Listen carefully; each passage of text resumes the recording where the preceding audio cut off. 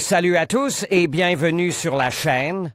Je m'appelle Émile Garnier et ici, on parle de voitures sous tous les angles, entretien, astuces pratiques, fonctionnement des moteurs et bien plus encore. Si vous voulez mieux comprendre votre véhicule et éviter les erreurs coûteuses, vous êtes au bon endroit. Pensez à mettre un j'aime, à vous abonner à la chaîne et à regarder la vidéo jusqu'à la fin. Vous y trouverez des infos vraiment utiles.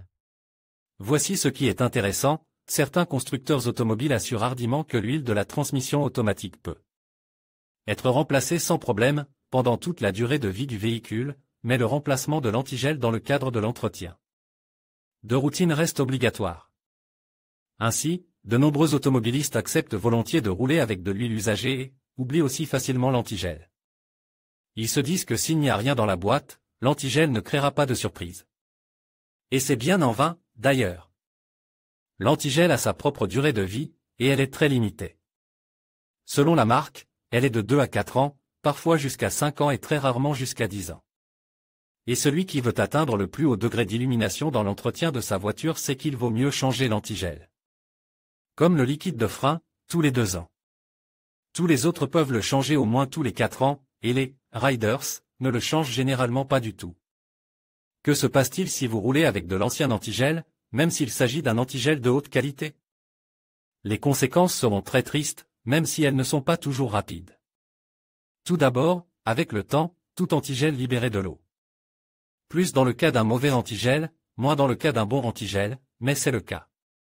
L'eau provoque la corrosion des pièces du système de refroidissement.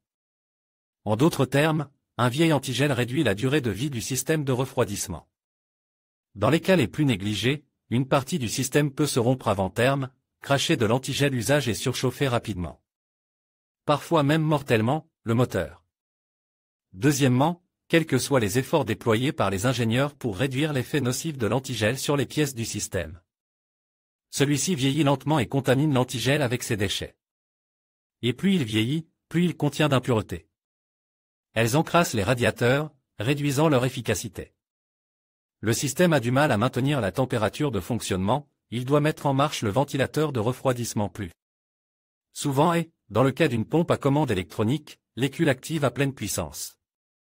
Bien entendu, tout cela s'use plus vite et la température ne revient pas toujours à la normale.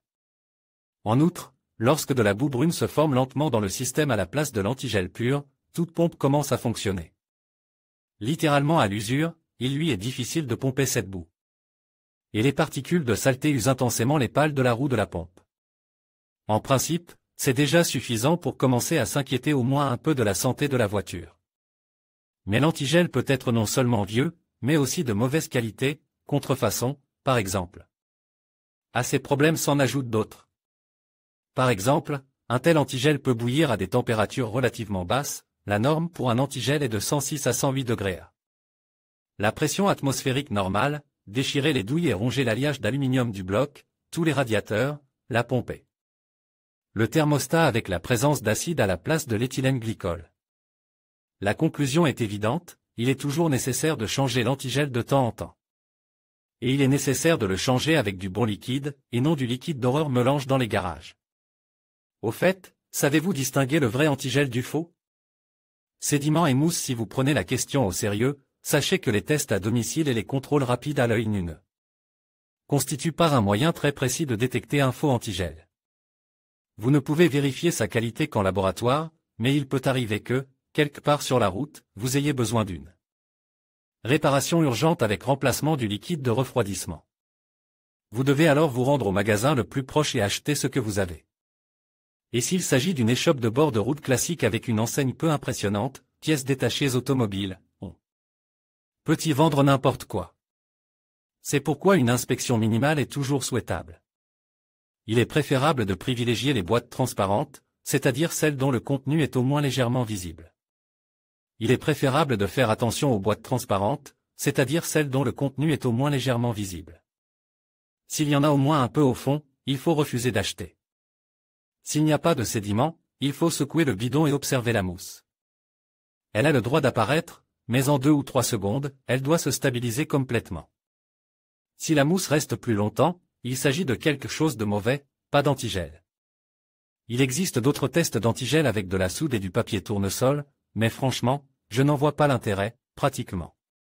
Personne ne se rend dans les magasins de pièces détachées automobiles avec de la soude et n'ouvre les bidons d'antigel pour les tester. Et si l'on a l'occasion d'acheter du papier tournesol, on a aussi l'occasion d'acheter de l'antigel normal, après tout, il est temps. Vendent beaucoup plus souvent que ce papier. En ce qui concerne le bicarbonate de soude, l'explication reste la même, il permet de détecter un faux acide bon marche, que l'on trouve très souvent dans l'antigel. Si vous ajoutez du bicarbonate de soude à un tel antigel, une réaction notable se produira. Dans un antigel normal, il ne se passe rien. Dans le magasin, une telle expérience est très problématique, mais il est tout à fait possible de vérifier l'antigel achète avant de le verser. Après tout, il vaut mieux dépenser quelques centaines de roubles de plus pour un bidon de liquide de refroidissement que plusieurs dizaines de milliers pour une réparation. Mais après avoir versé le liquide, vous pouvez vérifier un paramètre, la couleur de l'antigel. S'il est déjà sale, rouille ou trouble, le lendemain, il vaut mieux le vider, c'est un faux. Un bon antigel ne doit pas foncer rapidement. Bien sûr, à condition que la voiture ait au moins changé de temps en temps d'antigel auparavant et que son système de refroidissement ne ressemble pas à un égout de dortoir. En parlant de couleurs, est-il facile de se rappeler quelles couleurs d'antigel peuvent être mélangées et lesquelles ne peuvent pas l'être? Le rouge et le vert en ce qui concerne le remplacement de l'antigel, tout est relativement simple, il suffit de le changer tous les 2 à 4 ans sur un véhicule qui n'est pas une contrefaçon, et tout ira bien. Mais il est plus compliqué de mélanger les antigels. Avant même de commencer à en parler, je vais immédiatement émettre une grande réserve, la couleur n'est pas un indicateur de la composition de l'antigel, il s'agit simplement d'un colorant, qui peut être différent. C'est pourquoi, d'une manière générale, il faut éviter de mélanger les antigels, au hasard, en fonction de leur couleur. Pour comprendre ce que vous mélangez, il est préférable d'avoir dans le coffre le bidon contenant les restes de votre antigel ou simplement une photo de l'emballage. Maintenant, nous allons nous aventurer sur le terrain dangereux des cocktails. En résumé, on ne peut pas mélanger de l'antigel rouge et de l'antigel vert. Mais c'est très approximatif, car la couleur n'est pas l'élément principal. Les désignations G11, G12, G12+, G12++ et G13 donnent des informations plus précises. Le G11 est un antigel traditionnel à base d'éthylène glycol avec des inhibiteurs de corrosion inorganique. Il convient aux voitures équipées d'un radiateur en cuivre ou en laiton. Dans une voiture neuve avec un radiateur en aluminium, il est préférable de ne pas utiliser l'antigel marque G11. Les antigels G12 et G12+, sont également des antigels à base d'éthylène glycol, mais des antigels à base de carboxylate avec des inhibiteurs de corrosion organique. Les antigels à base d'éthylène glycol marque G12++ ont reçu des antigels à base d'éthylène glycol Lobride. Ils contiennent à la fois des inhibiteurs de corrosion organique et des composés de silicium. Et c'est ainsi que les antigels G12++ peuvent théoriquement servir jusqu'à 10 ans. Les autres n'en sont pas capables. Enfin, les antigels les plus modernes sont les antigels au propylène glycol, ou Lobride de deuxième génération, étiqueté G13. Bien entendu, il existe une corrélation entre la composition de l'antigel et sa couleur. Le G11 est généralement vert, parfois bleu. Le G12 et le G12+ se distinguent par leur couleur rouge vif, le G12++ peut être à la fois rouge et violet, et le G13 est le plus souvent jaune ou orange. Vous ne vous y retrouvez pas encore? Il existe également des antigels hybrides, combinant à la fois des sels d'acide carboxylique et des sels inorganiques, dont la couleur peut être variée, jaune, orange et vert. Toutes les autres couleurs sont conditionnelles, elles ne sont réglementées par rien, de sorte que le fabricant a le droit de produire l'antigel G11 le plus simple est de le rendre, par exemple, jaune. Il n'y a rien d'illégal à cela, c'est donc une mauvaise idée de se laisser guider par la couleur.